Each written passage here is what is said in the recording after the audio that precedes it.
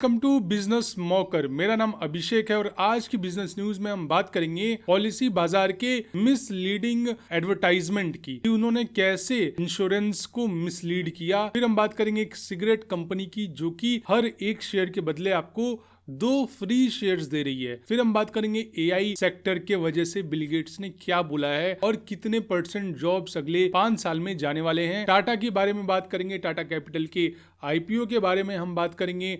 फिर हम एक ऐसे इंसान के बारे में बात करेंगे जो कि सिर्फ 20 साल का है, नोएडा में रहने वाला, और वो फोर्ब्स के बिलियनर्स से भी ज़्यादा अमीर है।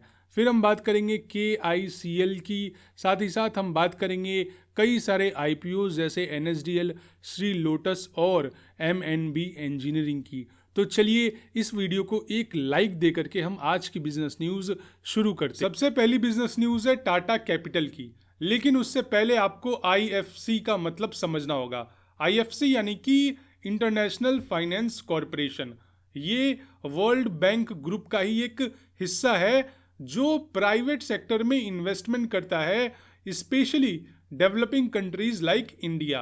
अब न्यूज़ ये है कि टाटा कैपिटल ने सेबी के साथ अपने IPO के लिए अपडेटेड ड्राफ्ट पेपर्स फाइल किए हैं और इस IPO में 21 करोड़ नए शेयर्स और 26.58 crore offer for sale shares होंगे। वहीं पे टाटा सन्स 23 करोड़ और IFC 3.58 करोड़ शेयर्स बेचेगी। अगर हम और बात करें तो IPO से जो पैसे मिलेंगे उन पैसों से कंपनी टियर 1 कैपिटल को बढ़ाने और लैंडिंग के लिए यूज़ करेगी। अगर हम IPO के साइज़ की बात करें तो IPO का साइज 16,600 करोड़ रुपीस हो सकता है, यानी कि अप्रॉक्सीमेटली $2 बिलियन। और इससे क्या हो जाएगा कि जो वैल्यूएशन है वो 91,000 करोड़ रुपीस तक जा सकती है। अब ये IPO लाया क्यों जा रहा है, ये बहुत ही इंपॉर्टेंट है समझना। देखिए, RBI के रूल्स के मुताबिक अपर लेयर NBFCs को 3 साल के अंदर मार्केट में लिस्ट होना पड़ेगा, इसलिए ये स्टेप उठाया जा रहा है। अगली बिजनेस न्यूज़ है पॉलिसी बाजार की, और ये न्यूज़ है मिसलीडिंग एड्स या फिर जो उन्होंने उल्टे सीधे कारनामे किए हैं उससे रिलेटेड। और उसके पहले मैं आपको IRDAI मतलब बता देता हूँ। ये बेसिकली सेबी है इंश्योरेंस सेक्टर की। तो जिस तरीके से सेबी काम करती है वैसे ही ये बॉडी भी काम करती है इंश्योरेंस सेक्टर में। अब IRDAI ने पॉलिसी बाजार इंश्योरेंस ब्रोकर्स पर 5 करोड़ का जुर्माना लगाया है, और ये इसलिए लगाया गया है फाइन क्योंकि ये बायर्स इंश्योरेंस प्रमोशन कर रहे थे और प्रीमियम भी डिले हो रहा था इनका। तीसरी प्रॉब्लम थी आउटसोर्सिंग में ट्रांसपेरेंसी की कमी। इन्होंने कोई भी ट्रांसपेरेंसी मेंटेन नहीं की थी, यहाँ तक कि पॉलिसी बाजार ने कुछ प्लान्स को टॉप या फिर बेस्ट दिखाकर कस्टमर को मिसलीड भी किया। और बात यहाँ तक रहती तो ठीक थी, लेकिन प्रॉब्लम तब हो गई जब लोगों को प्रीमियम्स टाइमली नहीं मिल रहे थे, यानी कि जो इंश्योरर्स हैं उनको टाइमली प्रीमियम्स नहीं दिए गए।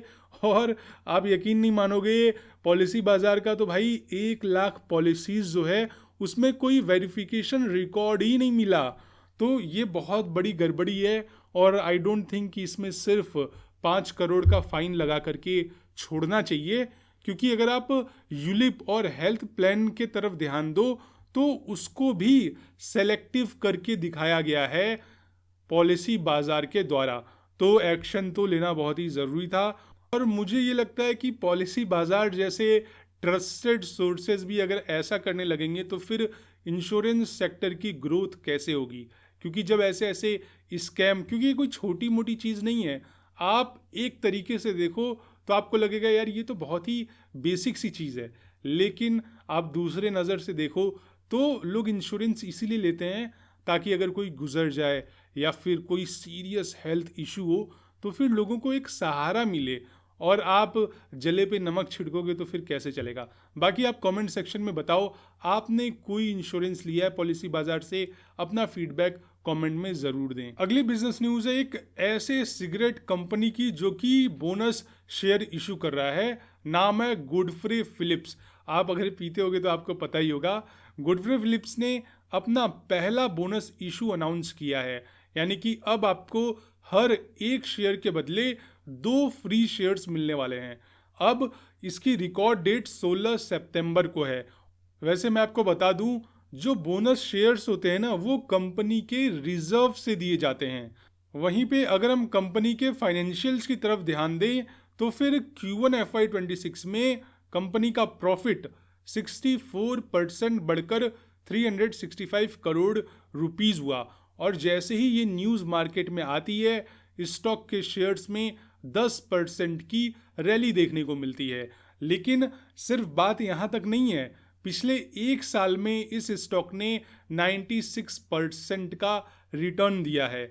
अब ये एक ऐसी कंपनी है, क्योंकि आपको पता है मैं हमेशा यही कहता हूँ कि ये कोई बाइंग या सेलिंग रिकमेंडेशन नहीं है, लेकिन इस बार मैं ये कह रहा हूँ कि प्लीज़ आप ऐसी कंपनीज में कभी भी इन्वेस्ट न करें जैसे सिगरेट्स, लिकर, ये सब सिन बिजनेसेस हैं और इनको प्रमोट करना सही भी नहीं है। अगली बिजनेस काफ़ी ज़्यादा स्ट्रेंज है और ये न्यूज़ है नोएडा में रहने वाले एक इंसान जिनका नाम है दीपक।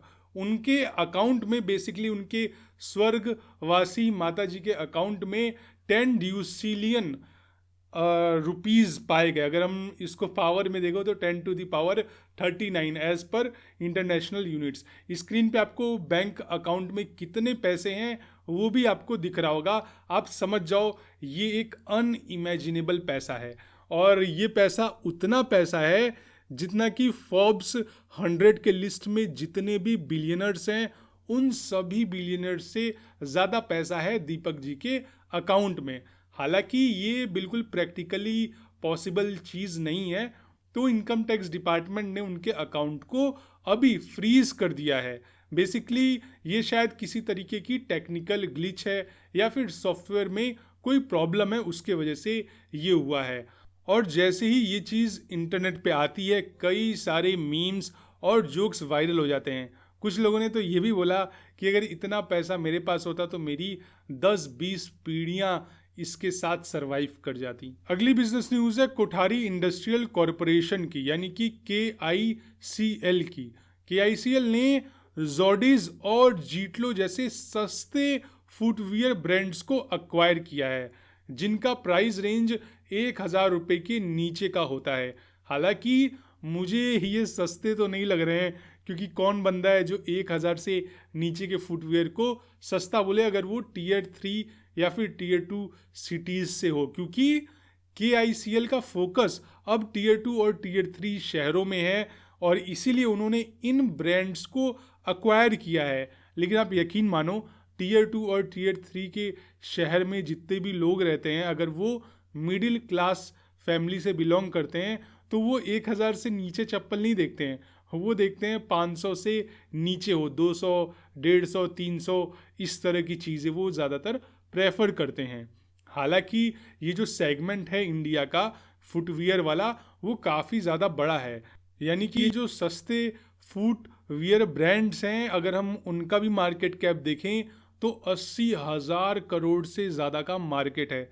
तो अपॉर्चुनिटी है, बट प्रॉब्लम वही है कि यार कब कब चप्पल बेचो। मतलब हर कोई चप्पल ही बेच रहा है, बाटा ले लो। और फिर जो छोटे प्लेयर्स हैं, जो छोटे मैन्युफैक्चरर्स हैं, सबसे बड़ा कंपटीशन तो वो हैं। रिलैक्सो भी है, मतलब काफ़ी, वैसे तो रिलैक्सो बड़ा है, बट मैं उन कारीगरों की बात कर रहा हूँ जैसे मुंबई में कोल्हापुरी वाले कारीगर थे, वो भी एक कंपटीशन ही है। तो देखते हैं कैसा कंपनी करती है। हालांकि कंपनी तो ये चाहती है कि वो फैशन रिलेवेंट, कंफर्ट फर्स्ट और अफोर्डेबल शूज़ दे लोगों को, बट लेट्स सी क्या होता है। वैसे तो इस एक्विजिशन से कंपनी का ये कहना है कि इनको बहुत ज़्यादा ग्रोथ में मदद मिलेगी इन एक्विजिशन से। अगली बिजनेस न्यूज़ है AI सेक्टर से रिलेटेड। और आप सब कई बार ये सोचते होगी कि क्या मेरा जॉब भी AI रिप्लेस कर देगा, या फिर अगर आप साइंस के स्टूडेंट हो या फिर आप इंजीनियरिंग कर रहे हो तो आपके मन में भी ये सवाल कई बार आता होगा कि क्या AI रिप्लेस कर देगा पिछले, मतलब कि आने वाले 1-2 सालों के अंदर चीज़ों को।